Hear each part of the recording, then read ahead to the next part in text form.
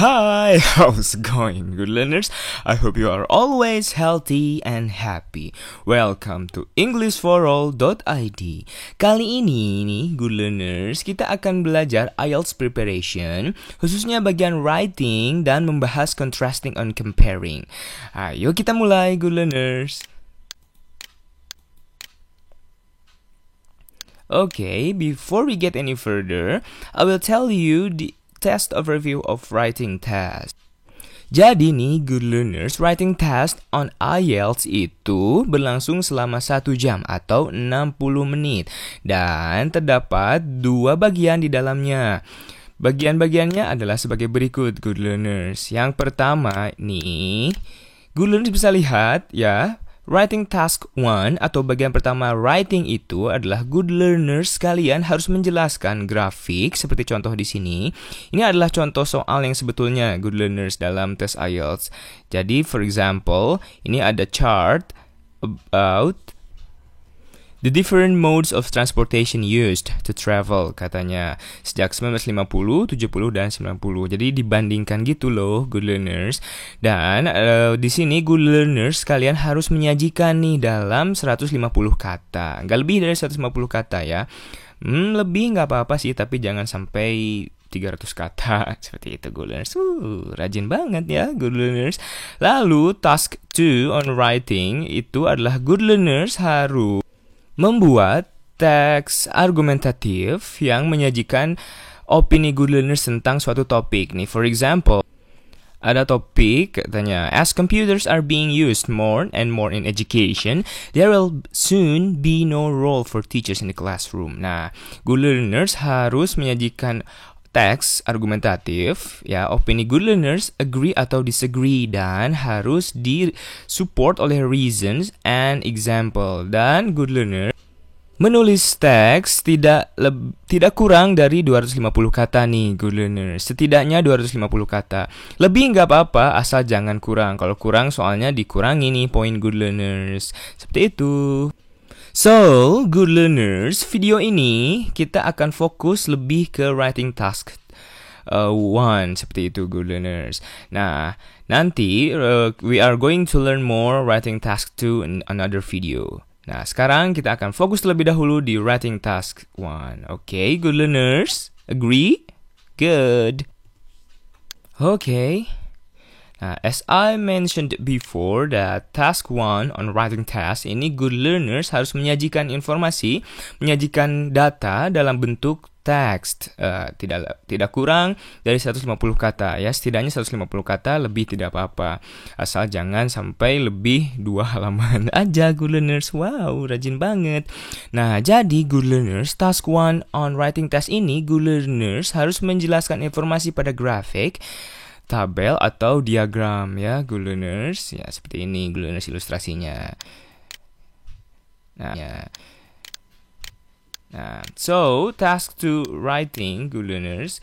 Ini good learners harus menyajikan beberapa susunan teks yang harus ada. For example, introduction. Nah, introduction dalam suatu teks itu selalu ada, good learners. Nah, begitupun dengan task ini, good learners. Nah, good learners harus menyajikan introduction. Gampangnya sih, good learners dapat melihat judul dari suatu grafik dan memparafrasenya, good learners, dan memperkaya agar good learners tidak sulit membuat introduction, seperti itu. Lalu yang kedua, overview atau summary paragraph. Selanjutnya, good learners ini harus menyatakan tren keseluruhan atau fitur grafik yang penting, merangkum secara jelas apa sih yang ditunjukkan data sebetulnya. Lalu selanjutnya, detail paragraph dari tren atau fitur utama grafik. Nah, ada tren naik, nah for example good learners, atau turun, good learners harus menjelaskannya, seperti itu. Nah, seperti itu, good learners. Oke. Nah, good learners, suatu tulisan itu, good learners haruslah cohesive and coherent. Nah, good learners harus tahu bahwa cohesive ini adalah padatnya suatu informasi. Jadi good learners nggak menjelaskan secara luas, nah yang nggak penting pun dibahas, nggak seperti itu, good learners, tapi fokus pada topik. Nah, seperti itu. Dan coherent ini berarti good learners harus tulisannya itu nyambung per paragrafnya. Jadi paragraf 1 menjelaskan ini, paragraf kedua masih terkait, dan seterusnya seperti itu.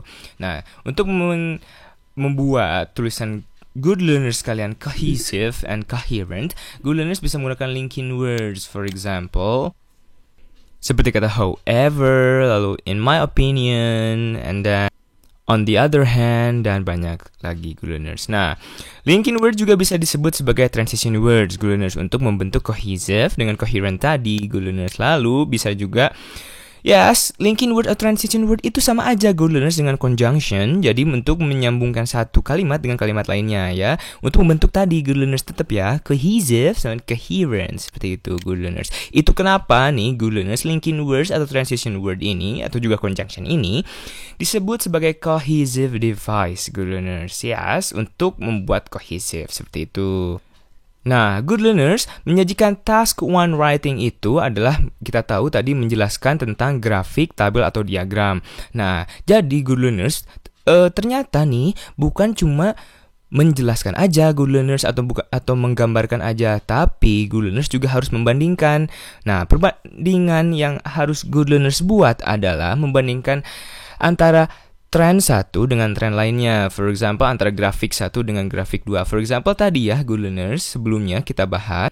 Nah, seperti ini, good learners, perbandingan antara tahun 50, 70, dan 90. Nah, ini good learners harus dibandingkan, karena ini datanya menyajikan perbandingan ya, good learners. Berarti good learners harus dong membandingkan, kalau bisa mengkontraskan antara apa sih perbedaan yang paling signifikan dari 1950 sama dengan 1970 dan 1950 seperti itu good learners. Dan apa hubungannya sih dengan linking words? Nah, ternyata good learners, linking words ini dapat membantu good learners menyajikan comparison atau contrasting seperti itu.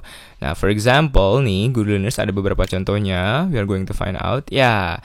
Nah, jadi good learners untuk membandingkan nih ada beberapa cara. Yang pertama membandingkan antar kalimat. Nah, antar kalimat for example here ada beberapa kata yang good learners dapat pakai. For example, in contrast, in comparison, however, on the other hand. Nah, ini adalah good learners bisa lihat menyambungkan satu kalimat dengan kalimat lainnya seperti itu. Dan biasanya kata-kata ini berada di awal kalimat good learners atau juga di tengah-tengah ya. Yang jelas antar kalimat satu, for example here, the most popular form of national holiday amongst the American was celebrating Independence Day with over 60% choosing to cook for themselves. In contrast, nah ini katanya only 5% of Americans choose this form of vacation in a hotel. Nah, jadi good learners kata ini ya menyambungkan antara kalimat ini dengan kalimat ini kan. Nah, perbandingan kan good learners bisa lihat antara dengan choosing cook dengan in hotel seperti itu. Lalu in comparison juga sama good learners membandingkan. For example, almost 50% of Americans sama dengan perbandingkan dengan 10% choosing ya accommodation catering. Nah, however juga seperti itu fungsinya good learners. Nah, kita mungkin familiar dengan kata on the other hand ya good learners. Nah, good learners bisa pakai on the other hand langsung seperti however, in comparison, and in contrast seperti itu, atau juga digabung. Nah, good learners mungkin masih kurang familiar dengan kata ini. Nah, jadi kata on the other hand ini good learners bagusnya itu diawali dengan on the one hand. For example, on the one hand ini beberapa bla bla bla lalu dikontraskan dengan on the other hand there was an exception to this because over 50% bla bla bla. Seperti itu good learners. Nah, for your information good learners, kata-kata ini nih good learners harus diakhiri dengan koma seperti itu. Jadi for example in contrast koma, terus ada perbandingan lainnya juga dengan kata ini however, on the other hand, in comparison. Seperti itu good learners. Jangan lupa ya ada kata koma. Lalu good learners selanjutnya ada perbandingan dalam kalimat. Nah, good learners, tadi kita antar kalimat, kalau ini ada di dalam kalimat. For example, nah ini ada kata while, whereas, and although. While there are 6 million YouTube subscriber of game channel in the UK, there are only 3 million in Sweden.